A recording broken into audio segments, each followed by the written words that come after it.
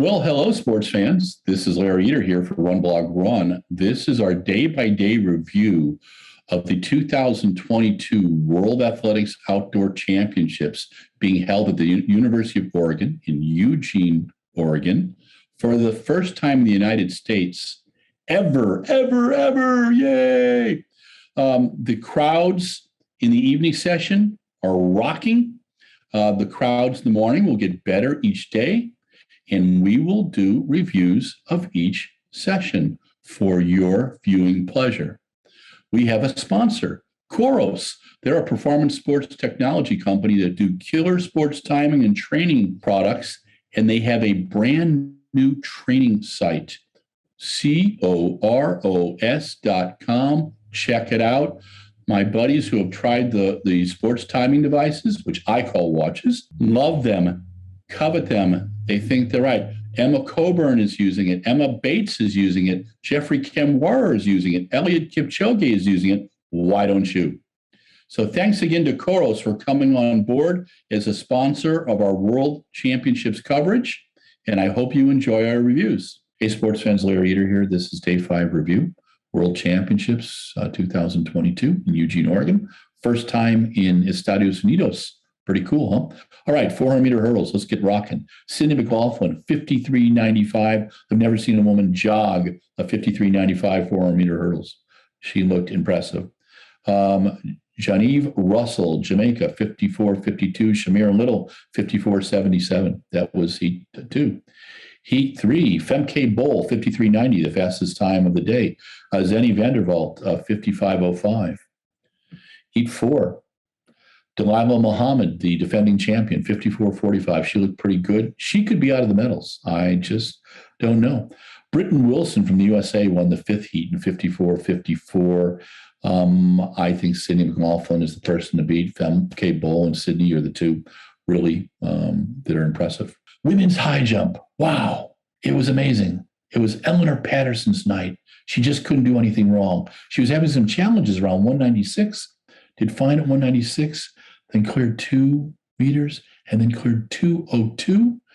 She did it on less attempts than Yaroslava Mahuchik, and that was the difference. The Ukrainian took the silver medal in 202. Elena Valortigara from Italy was the surprise bronze medalist at 2 meters, seasonal best. And in 4th, Irina Geranchenko from the Ukraine, who I thought was going to win for a while. She got a PB at 2 meters as well. Yeah, 5th was Nikola Olisagers from Austria, 196. And in 5th, a tie, Safina Saldalieva from Uzbekistan, 196 PB. A great women's high jump. 200-meter women's semifinals. Shericka Jackson went out there and made a statement, 21.67 in the first heat. In heat 2, Tamara Clark, 21.95. Dina Asher-Smith, 21.96. And Elaine Thompson-Herah, 21.97. In the final heat of the semis, Shelly-Ann Fraser-Price, 21.82. And Abby Steiner, 22.15. Where do I think the medals are coming from? I think Abby Steiner could break up the Jamaican possible sweep with Shericka Jackson, who wants to win, as a 21.55. Elaine Thompson and Shelly-Ann Fraser-Price. I think it will take 21.46 to take the gold. You heard it here. Men's discus throw is Christian Say's night from the Slovak Republic, 71.13 championship record. Mykolas Alekna, yes, he's the son of Virgilis Alekna from Lithuania, 69.27. And in 3rd place, another Lithuanian, Andreas Kutsius, 67.55. Daniel Stahl of Sweden, he was relegated to 4th, 67.10. And Simon Peterson, Sweden, 5th, 67 meters. 6th with Matthew Denny of Australia in 66.47. Michael Say has just been throwing fantastic this year. But Mykolas Alekna, I'll tell you, man, that kid's the real thing. Semifinals, men's 200 meters. Alexander Ogando from the Dominican Republic set a national record, winning Heat 1 in 1991. Joseph Fanbula, 1992, qualified. Not moving on is one. Fred Curley in 6th. He got a muscle cramp. He ran 20.68. He will be in the 4x1. Heat 2, Noah Lyles, 1962, fastest of this round.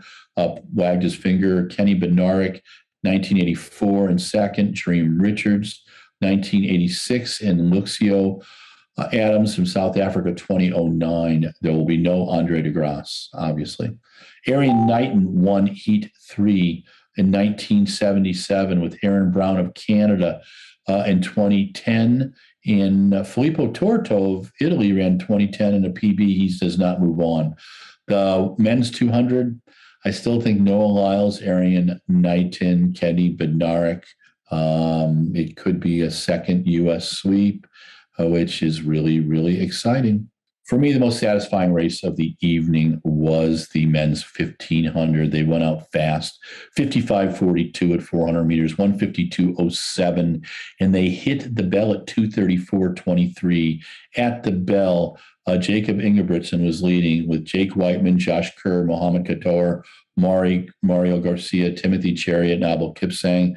Kipsang had been leading most of the way. He fell off the back, finished seventh. Timothy Chariot was out of it when they started increasing the pace at 300. At 250, Jake Whiteman, using his patented Jake Whiteman takeoff with about 300 to go, started moving the long kick.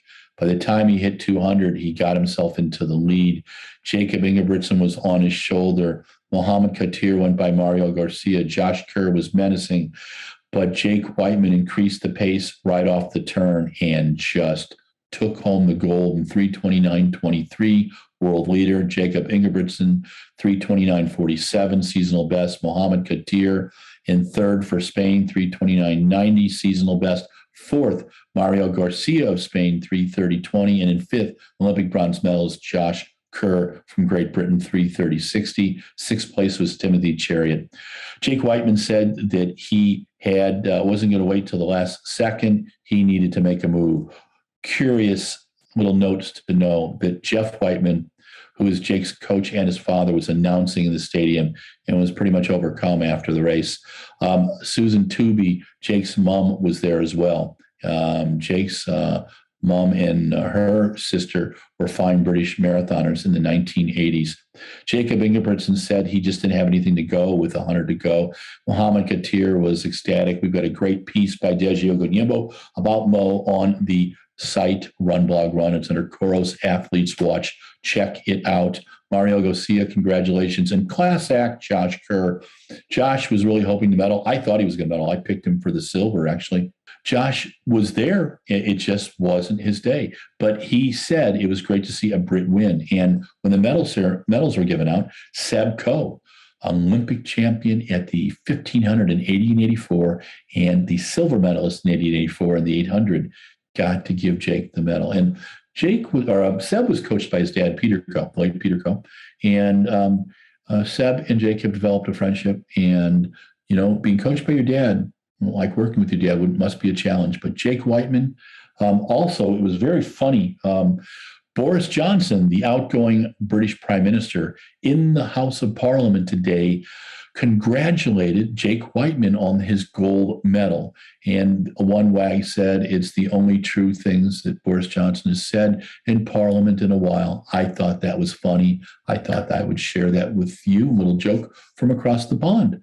Stuart Weir will be doing 3 pieces on our friend Jake Whiteman. We have a piece on Laura Muir already up, and Justin Legat just did a piece about Faith Kipyegon. I will get that up as well. We're posting 25 stories on the new Run Blog Run website. Please check it out. We also do the links on Facebook Run Blog Run, Twitter Run Blog Run, and Instagram Run Blog Run. We've got 8 other social sites, and we've got some nice coverage there on Facebook. We also have 4 other Twitter sites as well. Check them out. Okay, final event of the evening, which is the men's 400-meter hurdles. Sad, happy, but satisfying. That's how I describe the men's 400 hurdles. Why? Until June, Olympic gold medalist and world record holder Karsten Warholm was the king of his domain. 45.94. He had held off Rai Benjamin for a silver medal and Alison dos Santos in the bronze. On June 5th in Rabat, Morocco, Karsten was debuting at the 400 this season, hurdles, and he clipped the first hurdle, didn't get over it, and injured his hamstring. It's taken 5-6 weeks of rehab. Now in the semis, he ran 48 flat. It just wasn't enough for the superb level that Dos Santos, Rai Benjamin, and Trevor Bassett are at. Coming off the turn with 100 to go, Allison Dos Santos had a clear lead. Rai Benjamin was working very hard. Trevor Bassett was moving past Wilfred Hapio from France, and Khalifa Rosser was there. Karsten Warholm was going to the back. He had bravely stayed up there till just about 290 meters and started to fall back. He ended up finishing 7th. And he was asked by an American rider how he was doing with his dings. He didn't understand dings, but he said, hey, look, I haven't been able to do the workouts I needed to do. But, he kept us all guessing. I think it was as good as our friend Haile Gebrselassie in 1991, where he kept the entire field in the 10,000 guessing till 200 to go and was outkicked by a young Kenyan.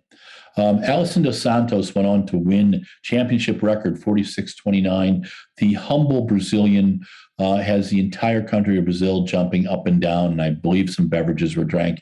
Allison's one of the nicest people in the world. He has something good to say about everybody. He took the gold. Rai Benjamin took a silver for the second time in a row, 46:89, seasonal best. Best he's looked in a while. He's had COVID this season. Trevor Bassett, big PB, 47:39 in bronze, totally blew his own mind. Wilfred Hapio from France, 47:41 at PB. Look for him in Budapest 2023 next year. And look for him at the European Champs the end of the summer, 15th to 20th in Munich. Khalifa Rosser from the U.S., 5th place, 47:88. And Jahil Hyde in 6th place. But an incredibly satisfying day 5 of the World Champs. We'll see you at day 6.